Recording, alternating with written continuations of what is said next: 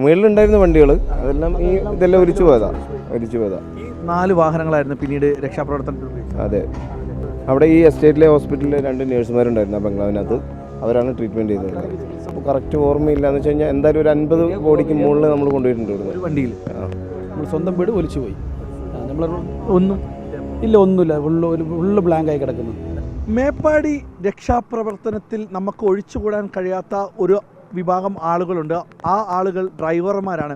ഇവിടെ കഴിഞ്ഞ ദിവസം തോട്ടം മേഖലയിലെ ഡ്രൈവർമാർ കഴിഞ്ഞ ഉരുൾപൊട്ടിയ ആ സമയം മുതൽ ഈ സമയം വരെ ഒരു നേരം വിശ്രമമില്ലാതെ വാഹനം ഓടിച്ചുകൊണ്ട് മൃതദേഹമടക്കം വാഹനത്തിൽ കയറ്റി ഇവിടെ എത്തിച്ച ആളുകളാണ് നമ്മൾക്കിപ്പോൾ. ചേട്ടാ, എപ്പോഴാണ് നിങ്ങൾ ഈ രക്ഷാപ്രവർത്തനത്തിൽ എത്തിച്ചേർന്നത്? ഏത് സമയത്ത്? 1:15 രാത്രി, പുലർച്ചെ 1:15 മുതൽ. ഏത് സംഭവം നടന്നതിന് ശേഷം ആ സമയം നിങ്ങൾ ഇവിടെ എത്തുമ്പോൾ എന്തായിരുന്നു കണ്ടത്?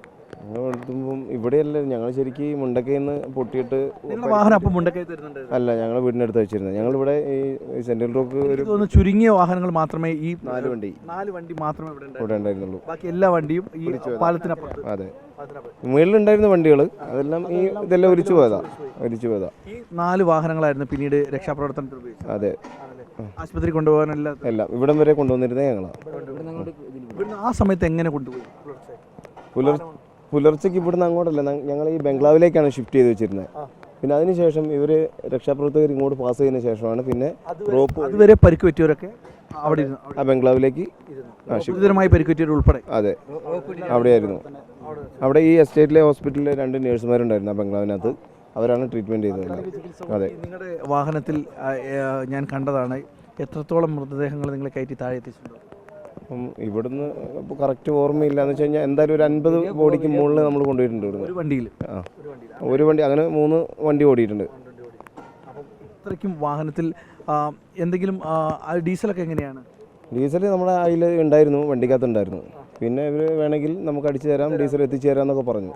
വിശ്രമം ഉണ്ടായില്ല ഇന്നലെ രാത്രി? ഇല്ല, 1:30 മുതൽ പിന്നെ ഓട്ടം തന്നെയാണ്. അതെ, പിന്നെ വൈകിട്ട് ഇവിടെ ഈ പാലം ഓപ്പണാണ് വരും. ശ്രമല്ല, രാത്രി പോകും, രാവിലെ ഇങ്ങോട്ട് വരും. നിങ്ങളെ വീടൊക്കെ അപ്പുറത്താണ്. സേഫാണെന്ന് വെച്ച് കഴിഞ്ഞാൽ നമ്മൾ വാടകയ്ക്കാണ് നിൽക്കുന്നത്. വീട് സ്വന്തമായിട്ട് വീടൊന്നുമില്ല. എൻ്റെ പേര് ശൈലേഷ്. എൻ്റെ പേര് സോബിൻ. വീട് വിളിച്ചു പോയി. അപ്പോൾ ഇല്ല, ഞങ്ങൾ വീട്ടുകാരൊക്കെ സേഫ് ആക്കിയിരുന്നു. പിന്നെ ഞാൻ വീട് വലിച്ചു പോകുന്ന സമയത്ത് ഞാൻ റോട്ടിലായിരുന്നു. നമ്മളിപ്പോൾ വാടകയ്ക്ക് വേറെ താമസിക്കുന്നുണ്ട്. നമ്മൾ സ്വന്തം വീട് ഒലിച്ചു പോയി. നമ്മൾ ഒന്നുമില്ല, ഫുള്ള് ബ്ലാങ്കായി കിടക്കുന്നു. രേഖകളും സകല സാധനം റേഷൻ കാർഡ് അടക്കം പോയി. ആർക്കും ഒന്നും പറ്റിയില്ല. അതന്നെ വലിയ സമാധാനം. സോബിൻ. ചേട്ടൻ്റെ പേര്? ജ്യോതിപ്രകാശ്. ചേട്ടൻ്റെ വീടൊക്കെ സേഫ്? വീട് പാടിയാണ്. പാടിൻ്റെ വേക്കൊക്കെ പോയി. അവിടെ വണ്ടി കൊടുത്തപ്പോഴാണ് എല്ലാവരും കുറച്ച് കുടുംബങ്ങളൊക്കെ സേഫാണ്.